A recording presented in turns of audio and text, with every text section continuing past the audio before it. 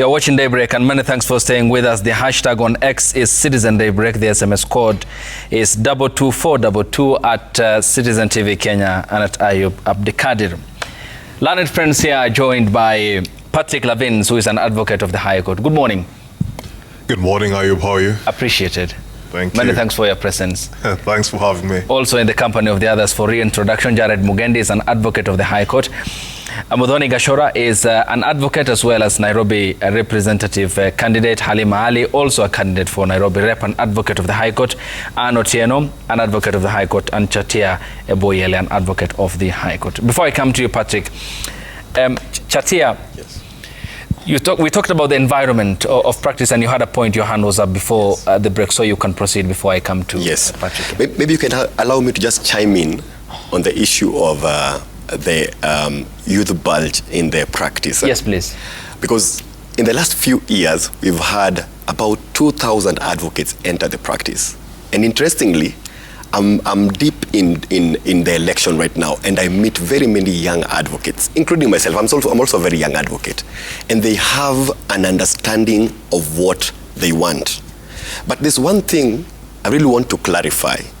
On these clusters of young advocate, mid-bar advocate, and senior advocates creates a rift that does not help when it comes to create a relationship between the three. Because at the end of the day, we all signed the role of advocates. We are all advocates of the High Court. There should be synergy between the three. And what the young advocates want, majorly, is structured mentorship. There's one candidate who is now vying at Nairobi Rep with Gashara and Halima called Effie Sheila. She was serving at Nairobi branch with Gashara at Nairobi branch. And I loved one thing that she always did. She always created forums whereby senior advocates, if I can say quote unquote, would come and have interactions with young advocates. And you'll see by the end of the year, more knowledge is passed, intercultural exchange is gotten, and even now in the law firms, work is easier. And there are, in addition to that, there are almost 16 emerging practice areas. Away from road traffic accidents, as Mugendi was saying, in the traditional aspect, away from constitutional petitions, almost 16 emerging areas. Conveyancing, away from conveyancing, almost 16 emerging areas. But what will our leaders do? In the continuous professional development areas, they need to curate continuous professional development in regards to those particular areas, the 16 areas, whereby I met an advocate who is a virtual legal assistant. I was extremely shocked. She told me that she's the only virtual legal assistant in Kenya. All other of her mates in that area are Nigerians. And so I realized there are other areas that the LSK will really help to tap into, so that advocates who are coming into the practice will not feel that, number one, they are underemployed, and number two, unemployed. Another, one of the leaders also brought out another issue in regards to creating a register for underemployed and unemployed advocates, so that we may know which particular areas are we going into. And we applaud the council that was at that particular environment where they were. They were clamoring for rule of law, they were clamoring for constitutionalism, they were clamoring for issues that bedeviled that particular time. But then the question comes, the LSK Section 4 provides for the issue of welfare.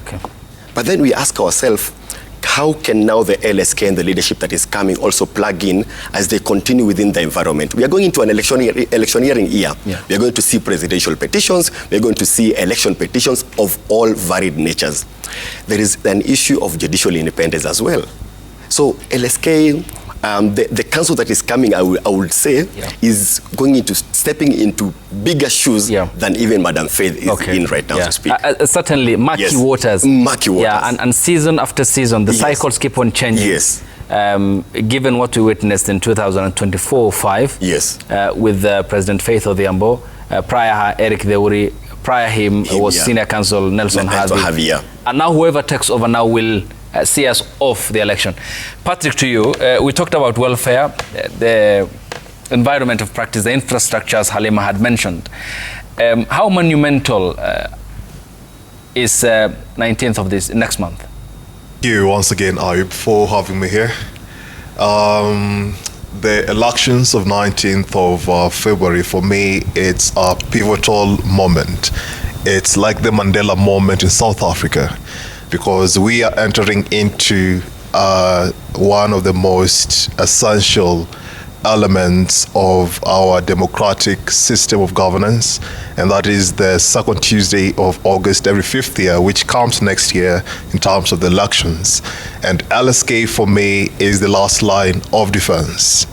And what that will mean is all eyes will be on the public, because the president, the 51st president, that is Miss Faith Moni Odhiambo, has elevated LSK and it has won the public trust. So how do we sustain that momentum without really dousing the fire that she and her outgoing council kindled?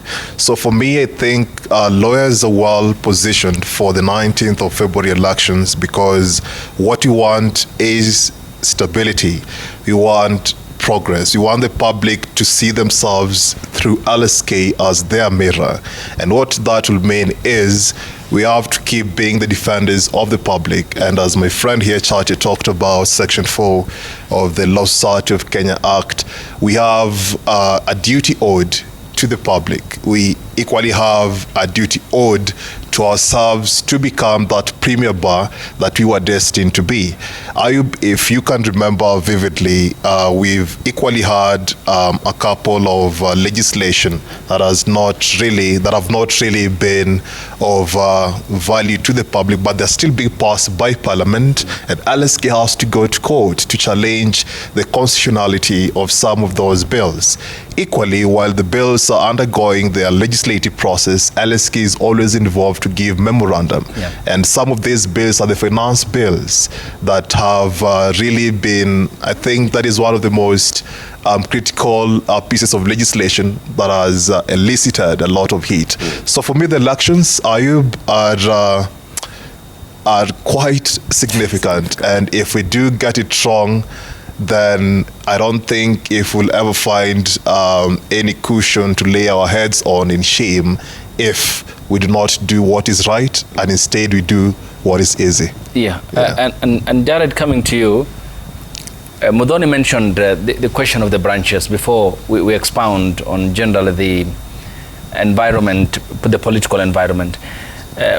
Is there a sense of underappreciating their importance as well, given the proximity to Nairobi and the practice that they do? Yes, if we talk about the branches here, I will unfortunately have to air our dirty laundry, because we have not been, we have not agreed as lawyers on how to be equitable in the distribution. Nairobi holds the biggest bulk of lawyers, over 10,000. So if you tell us to share equally, it's the same question the members of parliament are asking themselves in the CDF allocation. What I had them asking the Minister for Education and the committee as well.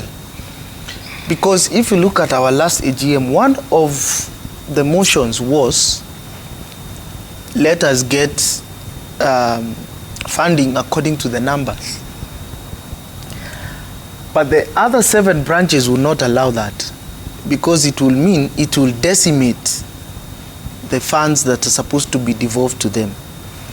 So we have a situation where we are relying on a formula that was enacted when the regulations were coming into force, while things have moved on and they have changed.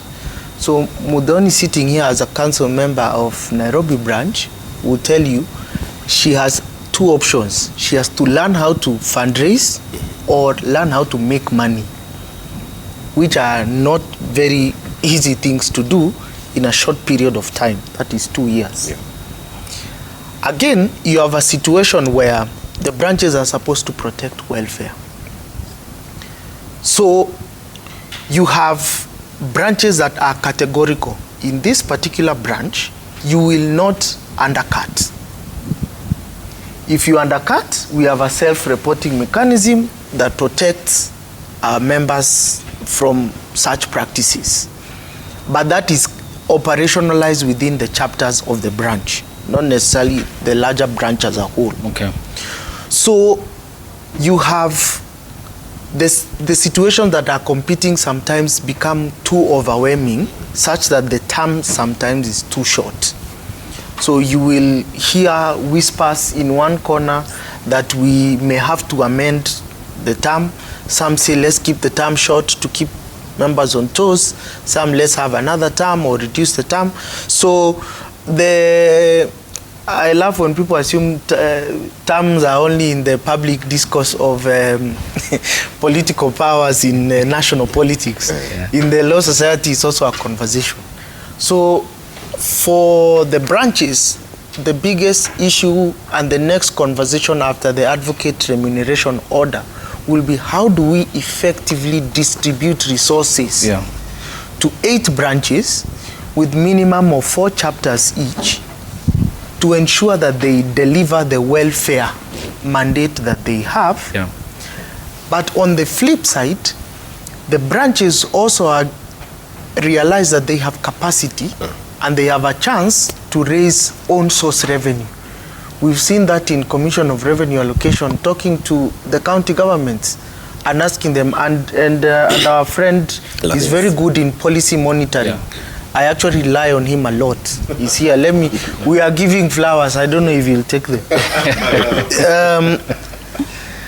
In one of the documents that he sends us in the group, the Commission on Revenue Allocation was clear to county governments. Your work is not just to spend money. You know, you are just receive, okay, give me, this year you gave me this, I want more. The challenge is, now that we have agreed we have little, how can we ensure that it is maximized fully? Okay. Are there opportunities to leverage? And as I end, let me tie that point with a bow. One of the primary issues that the branches can effectively do is to realize what the Americans have done. In America, when you find someone with a small law firm, they are in the village. In the cities, law firms are huge, 200, 300, 500, 600. The partner does not even know the person who came in yesterday. So we have an opportunity within the branch to encourage members to collaborate more, to become powerhouses, to compete for work. Yeah. Because if you are 2 years in practice and you are competing with a Tony Githumui guy who has connections of over 30 years, he will definitely get the job. Okay. And you'll be the last in the waiting list. Yeah. Yes. Getting, yeah, Halima, your hand is up. I'll come to you, Anne and Mudhoni as well. Yeah. Thank you, Ayub. Yesterday I was in Embu, and I hear what you're saying. Branches bear the brands of, or the reality of practice away from the normal city, like Nairobi. But in summary, this is what is coming up. That we have a resource basket that is not sufficient, and that is the budget deficit we are talking about. And we're also talking about, we are questioning the criteria of allocation, where we are saying, if we rely on numbers, then branches are suffering.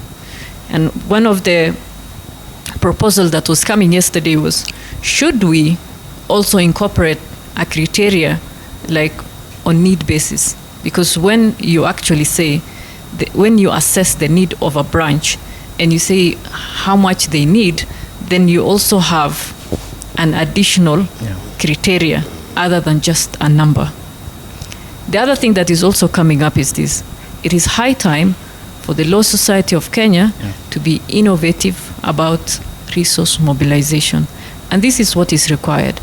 Our functions are highlighted under Section 4 of the Act, and this is where we should be seated to properly unbundle these functions so that we are able to say what key functions can we actually collaborate with other partners and have a joint project, because some of them are public oriented, and come up with programs that can raise fund, and we don't have to tap into the revenues collected from members from PC, payments. Yeah.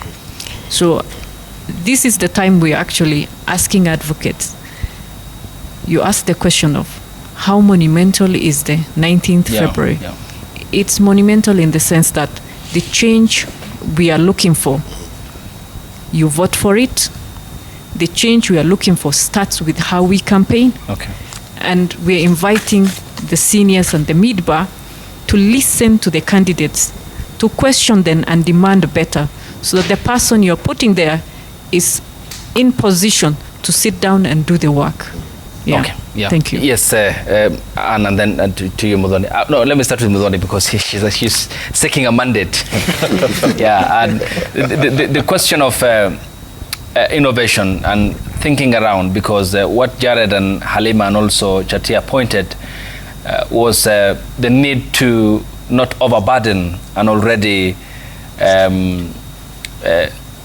market that is that requires innovation and thinking around it in exploring new areas of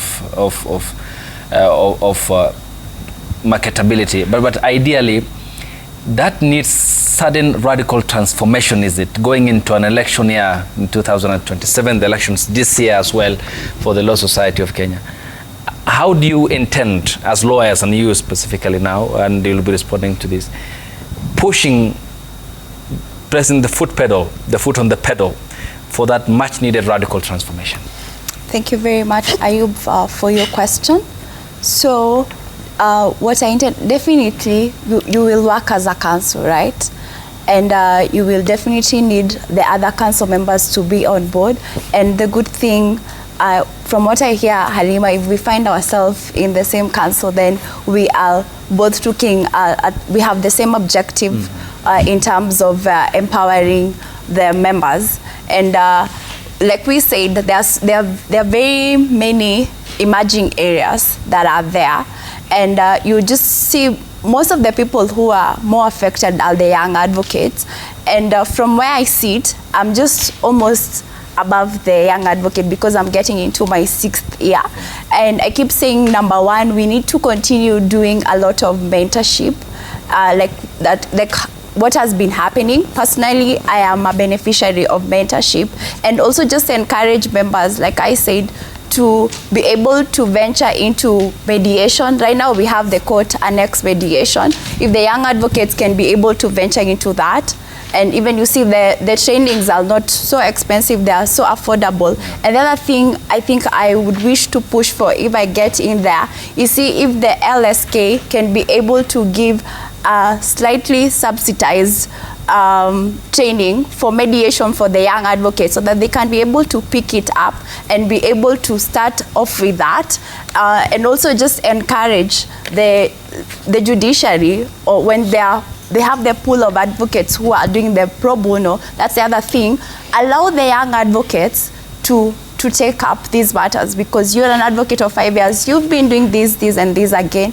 And even as we encourage our colleagues to get into, I'm personally pursuing my master's in intellectual property and ICT law, and I'm doing my thesis on AI. So also just encourage advocates to get into these emerging areas like AI. You see, there are a lot of things we can do, and with that, with the right council, with us having the same objective, we are going to reach there, Ayub. Yeah, thank you. Yes, Anne. Ayub, this is a very multifaceted question, and for me, I'd look at it from the point of how do we empower advocates to be able to, especially the young advocates, to be able to come out and be the practitioners that we expect them to be.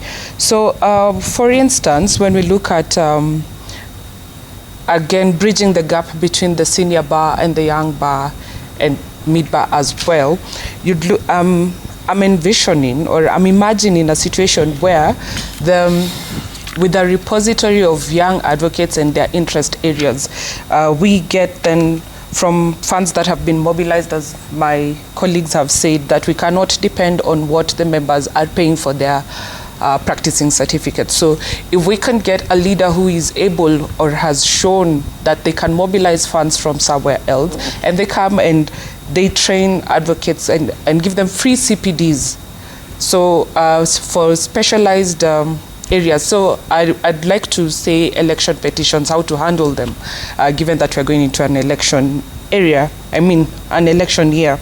Then you get, because most of these briefs, we've seen them being given to large law firms. what if we have a young practitioner like Chatia, who has just started his practice? It's less than a year old. Yeah. And this young practitioner is interested in election petitions. They have undergone the CPD training, and can we get them the senior advocate hold their hand and say, I am doing this, I have this brief for an election petition, come and let's work together. So that, and then again, you'll notice that election petitions they don't come up every other time like any other matter.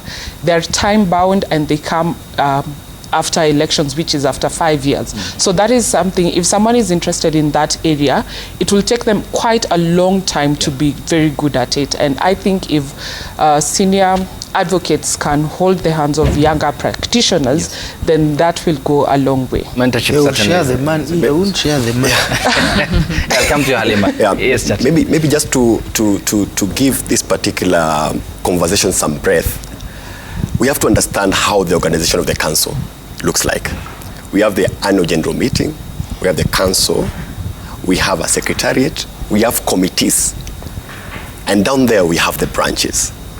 So in my book, I think the council has capacity to be able to handle rule of law, constitutionalism issues, and also welfare matters. But then, at the helm of the council, who sits at the helm? The president. The buck stops at the president of the council. What Gachagua was talking about in regards to having a cohesive council will only come from the president. I usually look at the council as a board. The politics that goes around the board. There's always the vocal one, there's always the quiet one, there's always one who wants to deflect away from the objective. But then the centrality of the movement and direction of the LSK will be the president. And as I said, the president that is coming right now is coming into a leadership whereby, one, we are moving into an electioneering year. Yeah. We have issues of judicial independence. We are going to have rule of law issues, constitutionalism issues, human rights violations, issues, all those issues. Yeah. Again, we are also moving into an year whereby advocates are continuing being admitted. So we are not going to have just a council whereby advocates are quiet as we are fighting for rule of law and yet their welfare is not taken care of. But then, what advice would I give the president who is going to win? Strategic partnership, strategic negotiation. I mean, there are a lot of organizations who are ready to partner with the Law Society of Kenya to be able to also expand the scope of work for the advocates. For instance, let me give an example. And this is Strathmore Law School. They have a training which they subsidize every year for entertainment and sports law, and also AI. I think LSK will be able, through the president, they'll be able to have strategic partnerships with some of these organizations to be able to come in, subsidize products that advocates will be able to plug in and be able now to get the skill set that they'll have for this particular modern and contemporary world. Yes, Patrick. Thank you.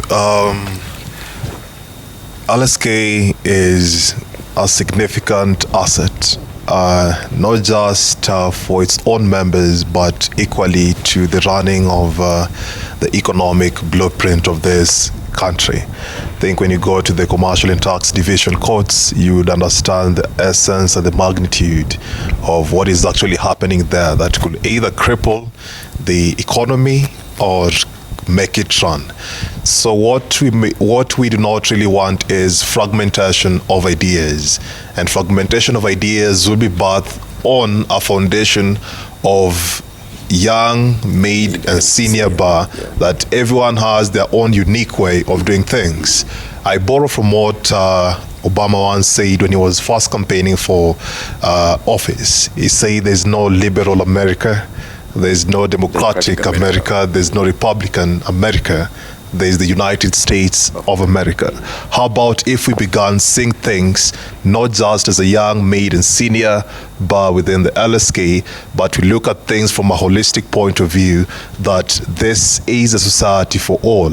And Ayub, for me, I think these elections could either define or break the LSK, because right now, judicial independence is in scrutiny. The other day, you saw the vice chairperson of the Judicial Service Commission being part and parcel of an of an entourage at State House.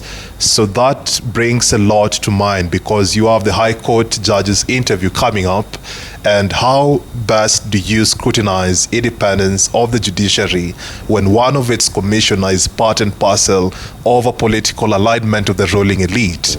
So you see, when that comes to question, and I do appreciate my friend Eric Muriuki, who has filed a petition with the National Assembly to scrutinize, the removal from office of the vice chairperson of the JSC. So judicial independence for me is a big thing, because if Parliament is compromised as an appendage of the executive, then you have judiciary and you have the LSK. So members of the public will be looking at, what is LSK doing? What is LSK saying about this? How credible would the judges who would be interviewed and get to be successful in this post, how independent would they be if one of the vice chairperson is a huge role at JSC, because he or she sits in when the chairperson is not present. So I think for me, if we work towards a common vision as a society, then I think we shall salvage what could remain from the rubbles of differences that we've had. So I think that should be my take. Yeah, I'll let my hands up. Then we expound to also the other matter of concern, which is corruption in the bench, as is the concern with corruption in LSK and the independence of the judiciary heading into a defining political year. Yes. Thank you, Ayub. I wanted to speak about the issue raised, well articulated by Mudhoni, which I really appreciate. But I've also seen other issues like governance are also coming up. When we talk about the issue of empowerment, three things come to my mind. But I repeat, the most empowering thing we can do for ourselves as advocates is working systems. Systems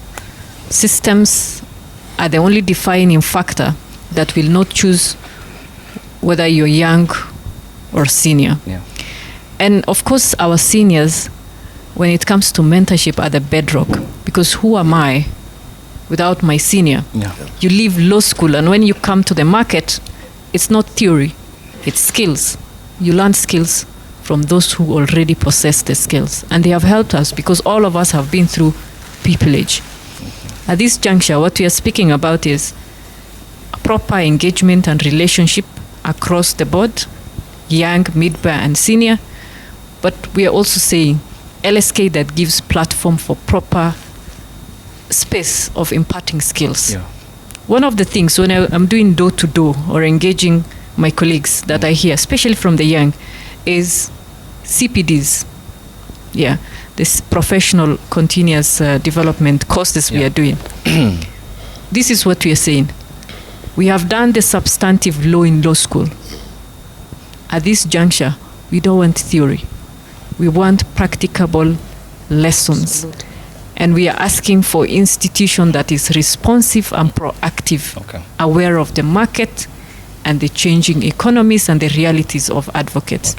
Now, when it comes to the issue of governance, we are culprits of one thing as lawyers. The council is the most temporary. If I am elected, and when I'm elected, my tenure is just 2 years, but there is a secretariat. We rarely speak about LSK as an institution. What we need is LSK institution that is well-resourced and well-governed. And how we do that is, even how we speak, starting the campaign, the narrative has to change. We have to all envision an LSK institution that is up and running. It's not sufficient for one of us to say, if you need services, as a council member, you can call me. That is definition of a failure, because what we want is a system at the National Council, a system at the institution that is just a tap away. So thank you. Yeah, thank you. Yes, Jared, let's talk about also governance as an area of concern for many within the lobby, and also which by extension affects the judiciary, critical in our constitutional architecture. Is corruption a concern? You know, when you hear corruption, you think money is exchanging. We don't think about the individual. Let me paint you a picture. Yeah.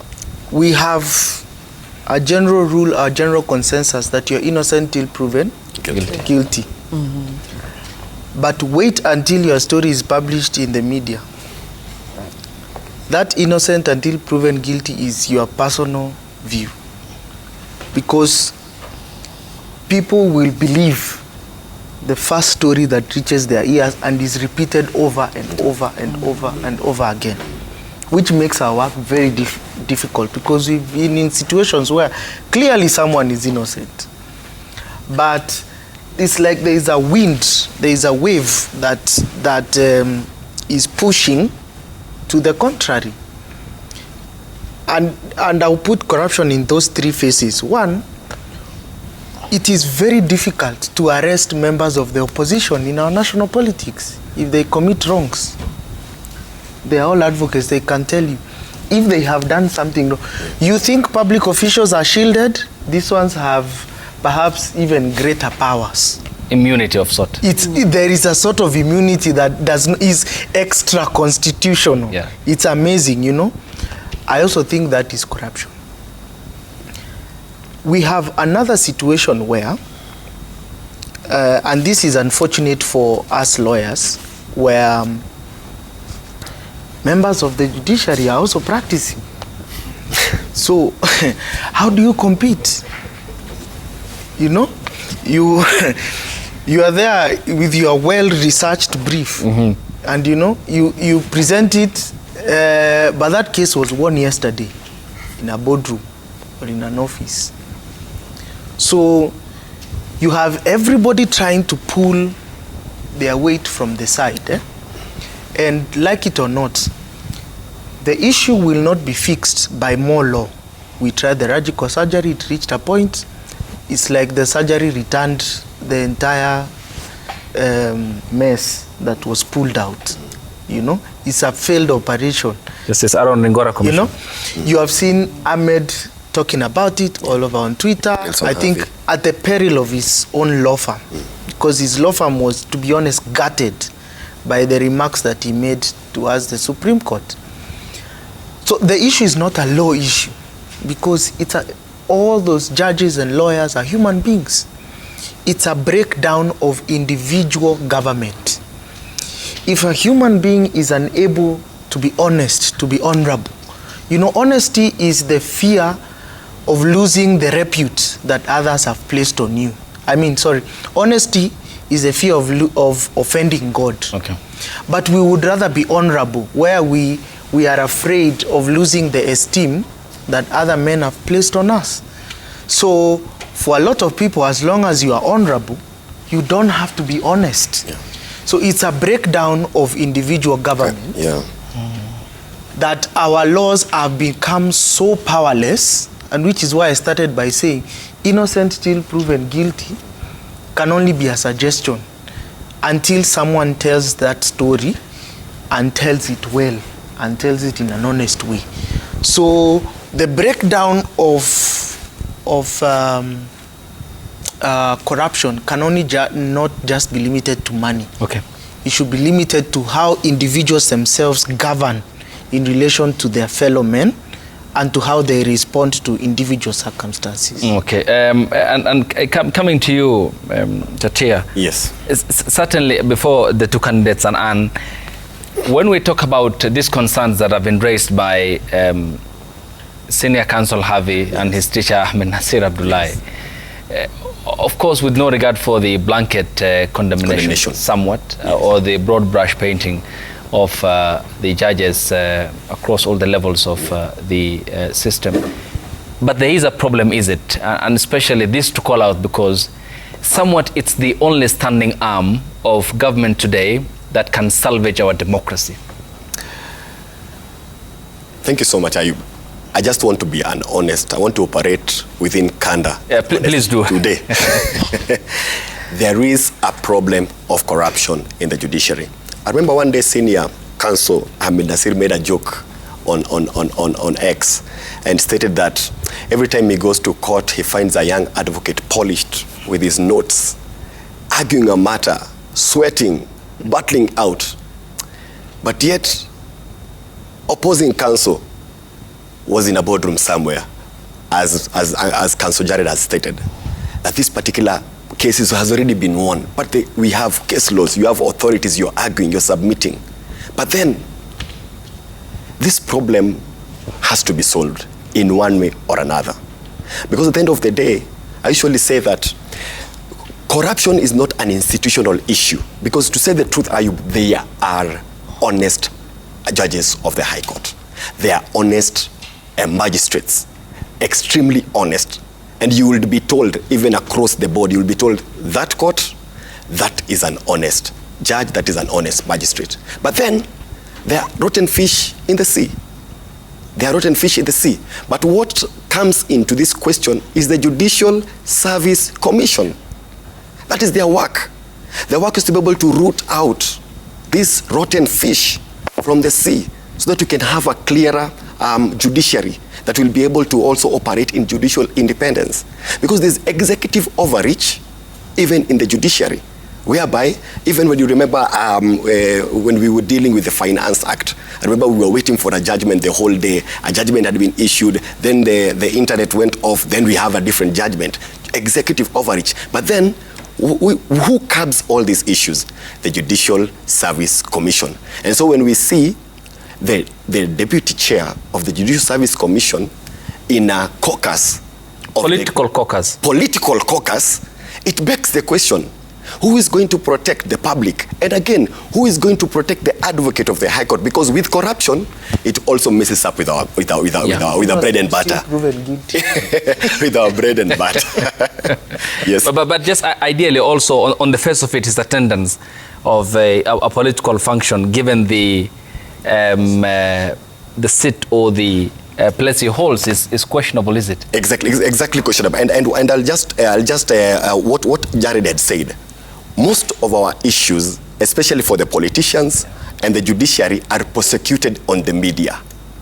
And so that perception that has been pushed to us, like for instance today, LSK has one thing to do, to clean up the perception between the public, advocates, and the judiciary. Mm-hmm. Because the public feels like right now they don't have hope in the judiciary, especially after the remarks of our senior senior counsel Nelson Harvey. People feel like, whoa, if this is where we are taking our cases, then do we have hope? But then we have the Law Society of Kenya in strategic partnership with the Judicial Service Commission. Okay. I think we can bring up measures to be able to root out the rotten fish from the sea and have a cleaner judiciary. Thank you. Yes, Muthoni. Thank you very much, Ayub. I think I agree with what my colleagues have said. Your learned friends. Yes. Colleagues. My colleagues. My learned colleagues. Yeah. I agree with what they have said.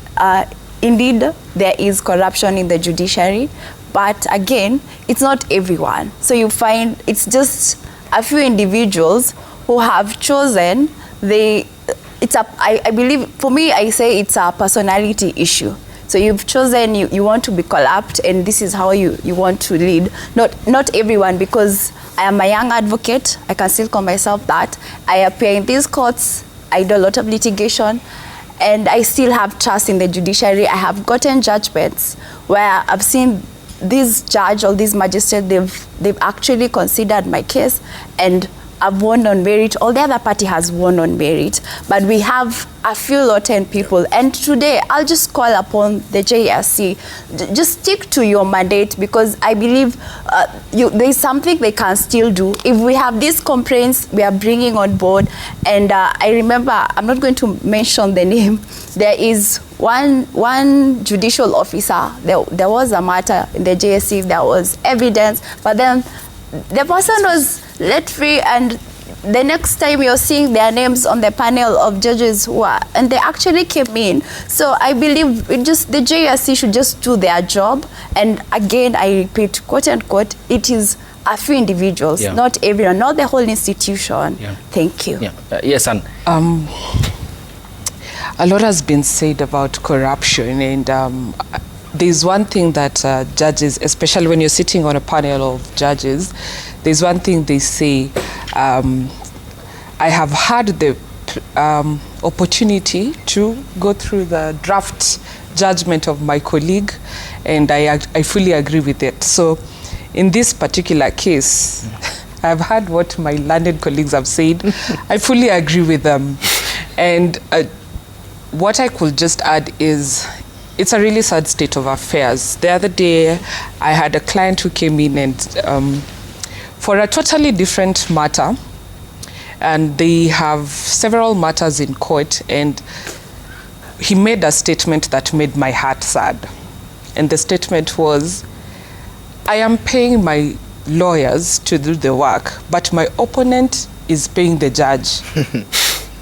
So it's really sad, because if your opponent is paying the judge, I mean, that is already a boardroom matter. The judge has already decided that they will hand over the case to the person who's feeding them. So can't anything be done on it? Yes. As my colleagues have said, the LSK in conjunction with the JSC, and the JSC has, in this particular sense, the JSC has one job: clean out the swamp. Okay. Yes, Patrick, before I come to Halima Johannes. Thank you, Ayub. Well, JSC is a very critical body under Article 171 of our Constitution. And the three facets that JSC deals with, you have the independence, you have the accountability, and you have efficiency. So that will mean, during the process of recruitment, all those three facets that actually makes JSC what it is should be looked at in such a deeper, perspective, given that corruption is a systemic issue. Yeah. Mm-hmm. It's more or less like a software that runs, every systems that are critical to, any form of either engagement or just something relatable there too. So corruption is endemic, and it cuts across. My good friend Jared talked about corruption not being a definition of monetary kind of item. I agree. Corruption comes in different phases, but I think what the judiciary needs to do is to stem it from within, and equally within our own membership as a profession. If we do not facilitate, then corruption will not take place. So it equally begins with us, because if I don't give, then you wouldn't. I mean, give me what I need. Okay. And that will maintain the balance. And I think when you go to these registries, even just getting, a certain document, they require what you call facilitation. For me, I find that may not really take us to Singapore if nothing is really done, because the Singapore judiciary would stem that vice from within. Our own profession would equally mitigate that before it happens. Yeah. So I think awareness creation may not be enough, and I think not many know that there's actually an entire, not board, but an organ within the AG that is mandated with, trying to analyze and get, records on board in such a way that it can address corruption. The 2019 corruption conference that happened, the anti-corruption conference that happened at Bomas, all organs of government made recommendations, even the private sector. But when you look at that document to date, from 2019 to date, most of those recommendations have never been factored in. Okay. So you understand why we hold high-level conferences using taxpayers' money to talk about how to mitigate corruption within our own organs, giving rosy, recommendations, and then there's nothing that is happening.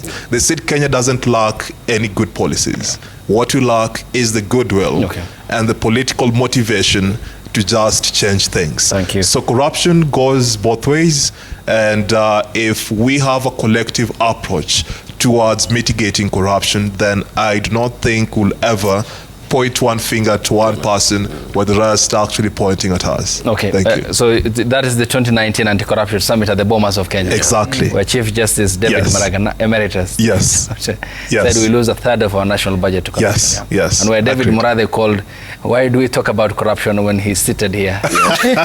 No, he Yes, Halima, your hand was up.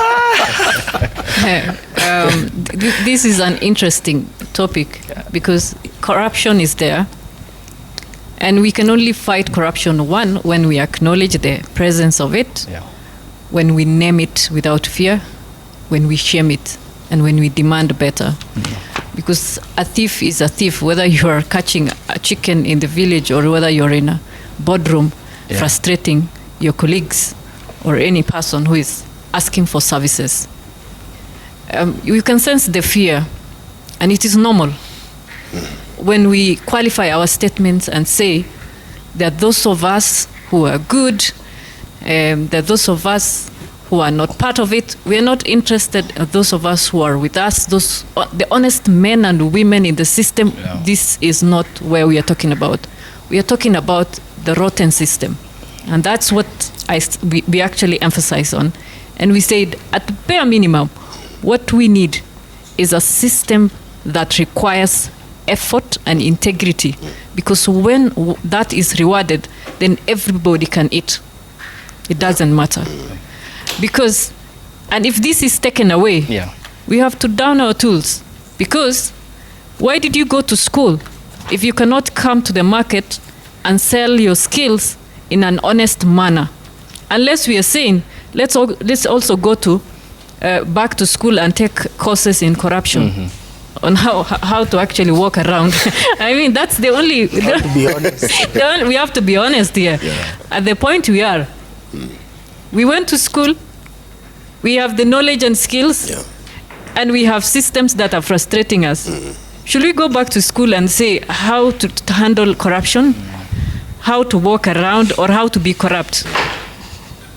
The option we are remaining with is this. We have to stand up with our colleagues. We have to name and shame it. We have to demand better. But Ayub, you also talked about something. You said not just at the bench, also at the bar. LSK in itself, is there corruption? We're not exception, because as we speak, corruption is now a national vice, And what we are saying is this: for us to fight corruption at LSK institution, we need transparency. We need disclosures, because nobody comes and speaks and actually, commits theft during the daybreak. Even those who steal in the village, they come at night. So what we are saying is transparency is essential. Let's disclose our decision-making process, so that if decision has been made, these are the criteria that were followed. And if decision has been arrived in a boardroom through the council, the resolutions and the deliberations are up for everyone to see. Accountability, let's not fear. Let's demand better. Everything should be as public as possible. Asante sana. We'll be sampling the feedback shortly, but Jared, let's finish up on this very important part of the conversation as well. And of course, your brief submissions as well. There's general appreciation that Kenyans have socially impeached Parliament in 2024. And therefore, the reason as to why Patrick and the learned colleagues had made the proposal was the judiciary should be defended as the last line of defense for Kenya's democracy. Given that the new team that will come in from the 19th of next month will be navigating murky waters, an election year that will be coming, fundamental issues that will be up before the courts of law, petitions that will be lodged, and also post-election. Given how our elections historically have been, it's been peace first, violence later or after. Given the critical nature of our electoral cycles and the new team that will come in, how will they survive in that dispensation, a dispensation where there is a lacking goodwill to implement Katiba 2010? I think one of the critical issues that the new council will have to deal with is that not all wars are fought in clash of arms. Yeah. Some wars are fought in boardrooms, in negotiations. And you don't your government to account before you even get to court. Can we explore those? For example? Because some of them, for instance, with the MPs, the right of recall. Yeah. Yes? Participation in committees, yeah, in submitting memoranda. You know, some of those memoranda, people say, "Oh, where were they taken?" When they are gazetted and they even published in the newspapers. Yeah. I can assure you, very few Kenyans read them. If you look at the list of the people who submit memoranda, 95% organizations, NGOs, and NGOs, yeah.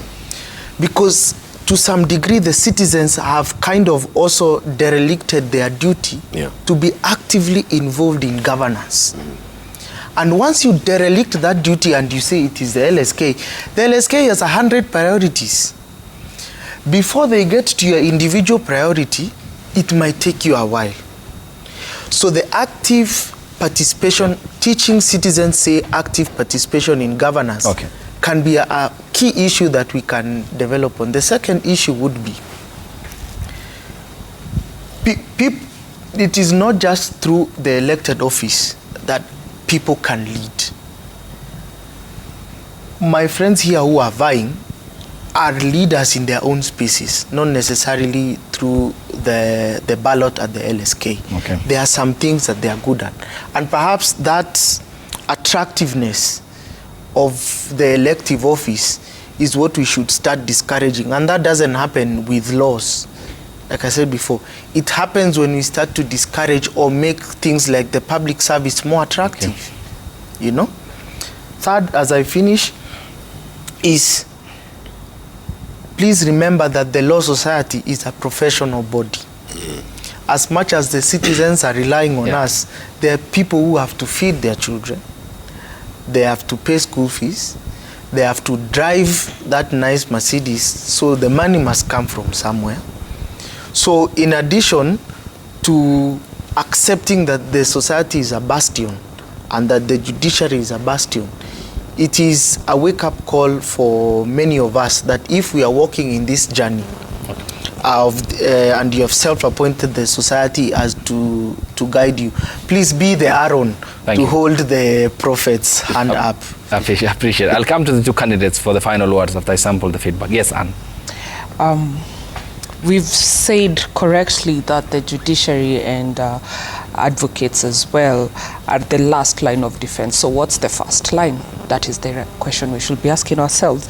And in my view, I believe the first line is electing good leaders. Let us not be swayed by just auras, people's auras, and maybe let's get out of tribal politics and let's look at what does this leader bring to the table. What is it that they're telling me today that is going to make sense for me? What is it that they're saying right now, or what is it that they're bringing to the table that will make me not want to go to the street? Are they taking care of me? Are they taking care of my future as I envision it? And I believe when we get step 1 right, we will not have to get to step 10. Step 10 will be as a matter of maybe there's that one that slipped, but ideally, or in my view, I believe that when we elect the right leaders, then we will get the institutions that we will want. Okay, thank you. Yes, Patrick, the two candidates, you will have the final words. Okay. Final submissions. You do make me look like a candidate. And I'm not with the final submissions, but nonetheless, I do appreciate, well, this conversation has been engaging. And I think my parting shot will be, if Parliament and Executive did what was meant for them, then we would not need the judiciary to call them to order. And that will mean if the executive had sound policies through the cabinet, if parliament made sound legislation and had a proper oversight role over the executive and any other organ incidental thereto, then I think this country will be on its final stretch to Singapore. It is true that the public, lost that social connection to Parliament when Parliament became an appendage, as seen by the members of executive, members of the public rather, to be singing towards the tune of the executive.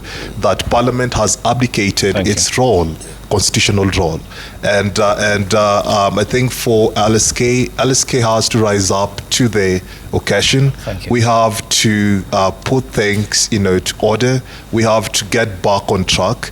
And as I do finalize, I think the members of the public equally need this legal aid and awareness. And if we do operationalize the National Legal Aid Fund through the Legal Aid Act of 2016, then it is possible for Parliament to appropriate funds towards that cause. And lastly, Ayub, we have a legal aid coming up for the members of the public at Madari, at the Deputy County Commissioner's office along Juja Road, courtesy of the Young Okil Kamaloka, and we invite members of the public to come for free legal aid because we've partnered with the AG, IBC, and other organs. Thank you. Jatia, final word. Ayub, I want first to remove the weight from my leaders who are coming into power. My joy would be an LSK that is only dealing with welfare of the advocates. That will be my joy. And so I just want to remind the public that Article 1 of the Constitution states this, and allow me to read verbatim. All sovereign power belongs to the people of Kenya and shall be exercised in accordance with this Constitution. When you read some clause 2, it says the people may exercise the sovereign power either directly or through their democratically elected representatives. We are moving into an electioneering year. What I want to urge the public, kindly choose wisely. Thank you. Choose wisely. Asante. Once we choose wisely, we're not going to have this loggerheads with the judiciary. We're not going to be stressing the LSK to move about. So the public, kindly choose wisely. Asante. Yes, Mudhoni, your final words. Thank you very much, Ayub. So my candidature is based on the restoring the trust. And I'm also having a hashtag of leadership that listens, service through action. And even as we say service through actions, just like my learned colleagues, I'll call out to the public. I am hopeful I'll be in the council. Even as you're waiting for us to help you and be there to action on our mandate, again, choose wisely because, as they say, we are leaders in our own capacity. And as you go to the ballot, analyze what kind of a leader so that we don't have to get to where we were in 2024 and you're coming and LSK, we have to go to the streets with you. And again, choices have consequences. So let us have service through actions. And over to you, the public, please, let's just do the right thing. And I think we will work together as LSK and you members. Yes, Halima. Thank you, Ayub. For any viewer who has just joined us, I'd like to reintroduce myself and say my name is Halima Ali. I am vying for the position of Nairobi Rep in the upcoming elections. To my colleagues, I'm inviting you to take a break. I'm inviting you to reflect that this LSK upcoming elections is not mere politics. This is about change. And the change we are looking for begins with the campaigns you're doing, begins with the kind of leaders you're going to put there. Yeah. I'm inviting the seniors and the midbar who are tired of the rhetorics of LSK elections and have taken a backseat. The society needs you. We need working infrastructure. The system serves us all, and with your participation, we can keep each other accountable. I'm inviting them to be active, to question us, to hold us accountable, and to participate. To the young lawyers, I am asking them not to get lost, not to cling onto narratives, to get the message clear. You are trying to find your footing. You want sustainable and predictable practice space. Thank you. You want a working institution. And it begins with how you vote. And I'm asking you, take a sit, reflect, and think about the candidate you're voting for. And I'm asking for your support and votes. Thank you. Thank you. Appreciate it. So let's sample the feedback here on the broadcast. The hashtag on X is Citizen Daybreak. The SMS code is 22422 at Citizen TV Kenya. Engineer Lazaro says the Law Society of Kenya should approach the annual elections with a clear mind on the task ahead. We are entering an electioneering period that will present serious challenges and require selfless leaders to uphold the integrity of the society. Babu Michael says, my major concern about the state of law practice in Kenya is delayed justice, or in some cases no justice at all. As the saying goes, justice delayed is justice denied. How can all stakeholders collaborate to help eradicate this problem? He continues, I'm really proud of our Law Society of Kenya, now headed by President Faith Odhiambo. We all saw what she achieved during the Gen Z demonstrations, striving to make justice prevail if only this regime and others had any goodwill. Michael Kiteki says, is there a way we can keep law, politics and governance independent even though their interdependence is unavoidable?